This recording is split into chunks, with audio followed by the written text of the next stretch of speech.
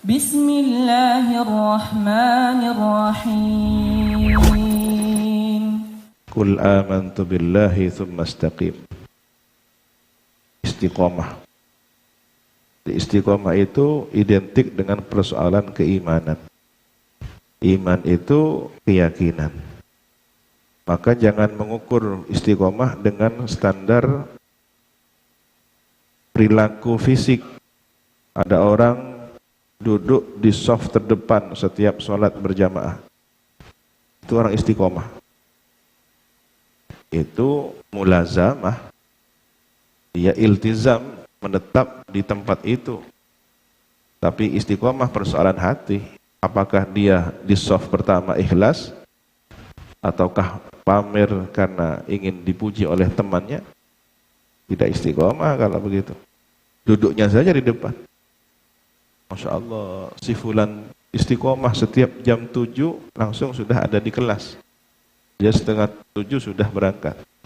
Bukan istiqomah dalam arti persoalan i'tiqad. Jadi istiqomah lebih kepada tetapnya hati seseorang dalam mengharap ridha Allah.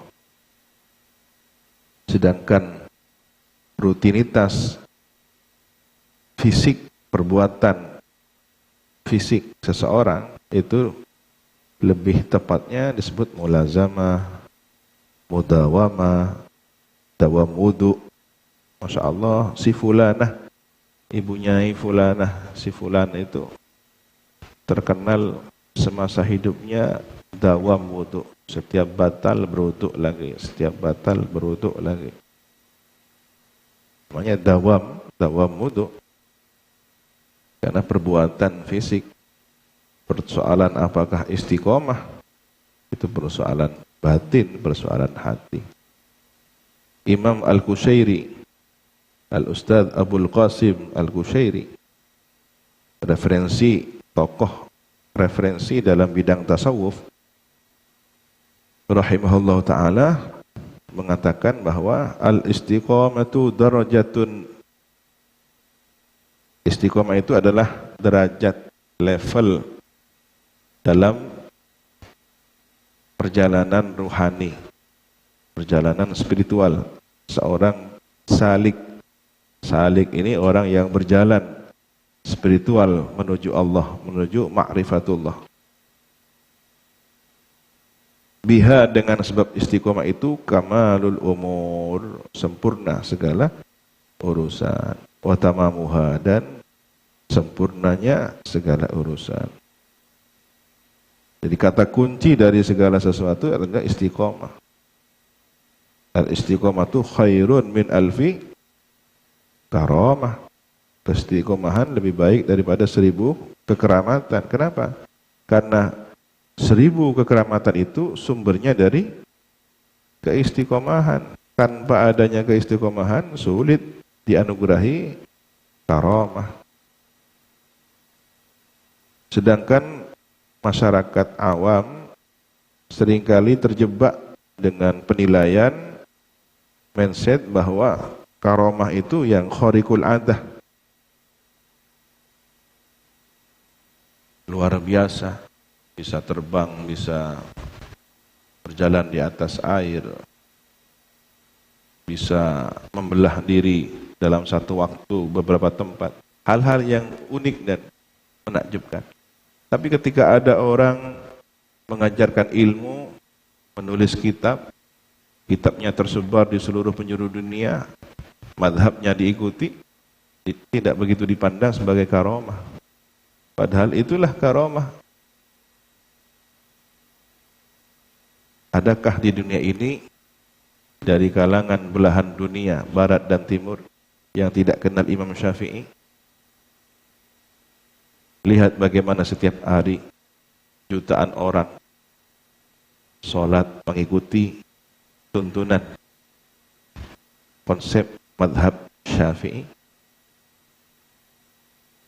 Berapa pahala yang beliau dapatkan dari kiriman amal orang yang mengikuti madhab Syafi'i. Imam Malik, Imam Abu Hanifah, Imam Ahmad bin Hanbal, Ini karamah. Kitab beliau yang tersebar di mana-mana. Bahkan Imam An-Nawawi yang hingga wafatnya tidak menikah, tidak memiliki kesempatan untuk menikah karena lebih konsentrasi menulis kitab di usianya yang tidak sampai 60-an tahun. Benar beliau tidak punya dzurriyyah, tidak punya keturunan, tapi ada putra-putra beliau bernama Arba'in An-Nawawi, bernama Riyadhus Shalihin, bernama Muhadzab, yang putra-putra beliau menjadi suluh, jadi sinar cahaya bagi umat sesuai dengan karomahnya beliau. Suatu malam lampu di ruangan beliau padam terkena angin, tapi anehnya dari lemari di rak buku kitab-kitab beliau itu ada cahaya sehingga membantu penerangan tanpa harus dibantu oleh lampu dari bahan api dan minyak itu. Penasaran, akhirnya Imam Nawawi memberi tanda.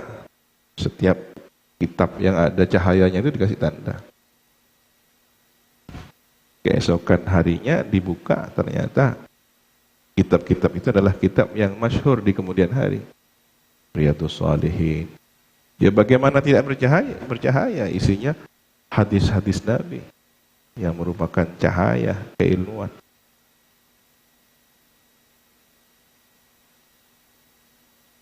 Itu secara fisik ada karomahnya.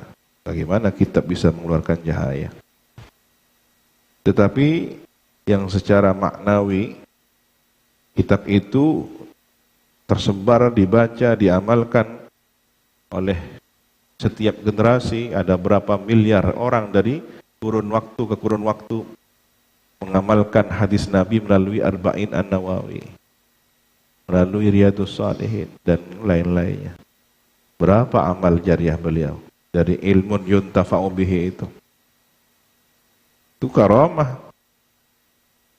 Maka jangan batasi cara pandang kalian tentang karamah hanya pada kehebatan fisik.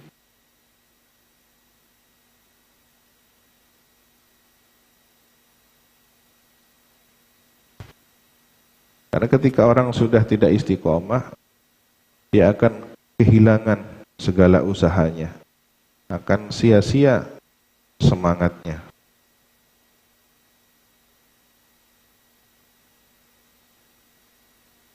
Ada yang mengatakan istiqomah itu hanya dilakukan oleh orang yang al-akabir, para pembesar, orang yang benar-benar tokoh dalam spiritualitas.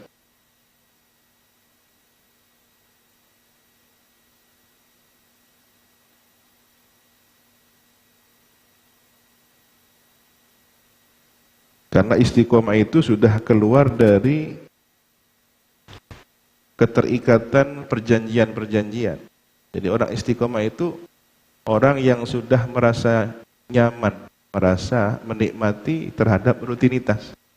Jadi kalau kita ngaji masih karena terikat, takut ditegur oleh teman, takut diabsen, belum istiqomah. Istiqomah itu ketika sudah merasa butuh. Saya tidak enak kalau tidak masuk ke kelas. Ada yang hilang dalam kehidupan saya. Ada yang hambar dalam kehidupan saya. Nah, itu sudah mulai mencicipi keistiqomahan. Jadi kalau kita masih takut absensi, skor, rajin memang, tidak pernah kena skor. Tapi karena ketakutan itu, takut tidak ikut ujian, takut tidak lulus, belum dikatakan istiqomah yang sesungguhnya. Tetapi ketika merasa kehilangan harga yang berharga, itulah keistiqomahan yang sesungguhnya. Istiqomah itu karakteristik yang sudah menempel secara sempurna pada pribadi seseorang. Dengan keistiqomahan itu akan menjadi sempurnalah kebaikan-kebaikan. Tapi ketika kehilangan keistiqomahannya, akan tampaklah keburukan-keburukan.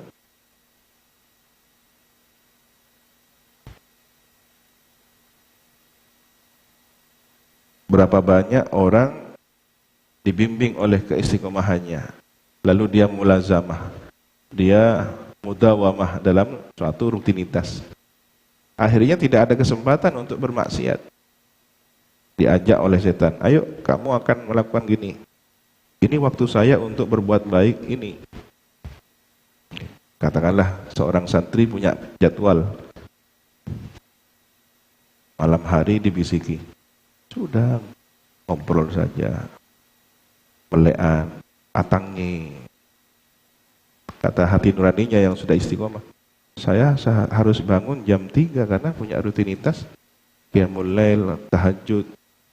Kalau saya tidak istirahat sekarang, tidak bisa mempersiapkan diri. Maka secara kesadaran dia harus tidur tanpa harus dikontrol oleh pengurus pesantren misalkan.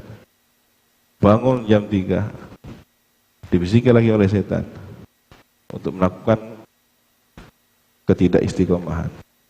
Hati nuraninya yang sudah terbimbing mengatakan, saya tidak enak. Saya sudah kadung nyaman dengan wiritan ini sampai menjelang subuh. Sudah istirahat sebentar. Tidak apa-apa, haja'ah, kan sunnah haja'ah. Mungkin haja'ah dia sebentar ambil wudhu. Tapi akan melanjutkan persiapan sholat qobliyah subuhnya, sholat fajarnya. Setelah witirnya dilakukan, subuhnya dilakukan, ngaji subuhnya dilakukan, dibisiki lagi untuk melakukan hal-hal yang lain. Tapi terus dibimbing, saya tidak enak harus punya jam sekian, saya harus sarapan jam sekian, mandi jam sekian.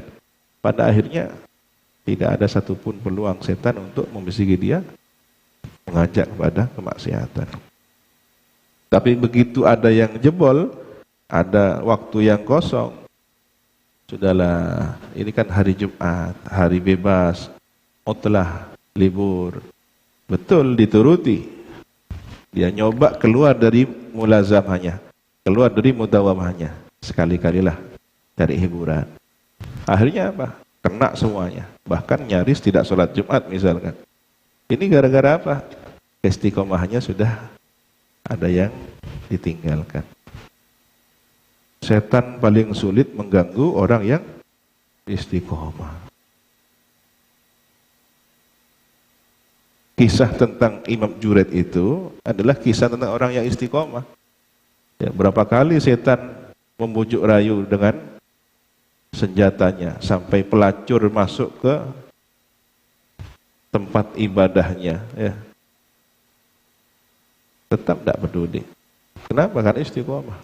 Saya harus membaca ini, saya harus mengamalkan ini. Tidak ada waktu untuk bersenang-senang. Apalagi dengan pelacur berzina.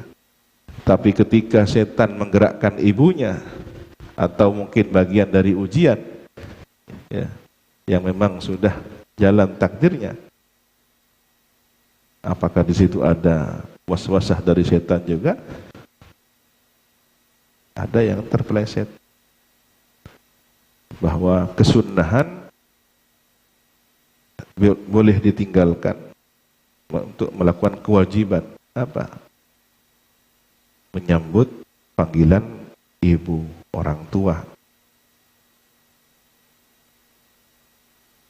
Akhirnya sempat teruji kan Imam Junaid. Walaupun masih ditolong juga dengan amal solehnya, di saat ujian itu berat menimpa, muncullah karomah. Tuduhan-tuduhan zina yang nyaris membuat terbunuh karena akan dikeroyok oleh orang sekampung. Allah tunjukkan karomah, anak kecil yang dituduhkan hasil persinahannya, begitu dipegang pusarnya, katakan siapa ayahmu? Terus menjawab. Ini sebentar lagi akan dibaca kisahnya ini. Menjelang Isra Mi'raj dengan suara khasnya ya. Pas suara Kenny, suara Beji. Begitu dibaca dari awal. Beji 4. Ya suara saya fentah kayak ini. Masih dengan suara lelakiannya, tapi begitu sudah jadi anak kecil Masya Allah.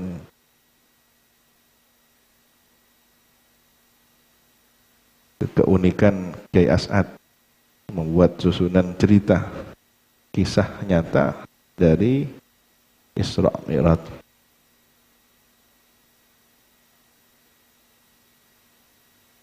Wa qala al-Wasiti al-istighathul al-khusratul lati biha kamulatil mahasin wa bi faqdiha wa bihatil mahasin wallahu a'lam. Rabbi zidni ilma, Rabbi zidni ilma, Rabbi zidni ilma. Subhanakallahumma wa bihamdika ashhadu an la ilaha illa anta astaghfiruka wa atubu ilaik. Sallallahu ala sayyidina Muhammadin wa ala alihi wa sahbihi wa sallam.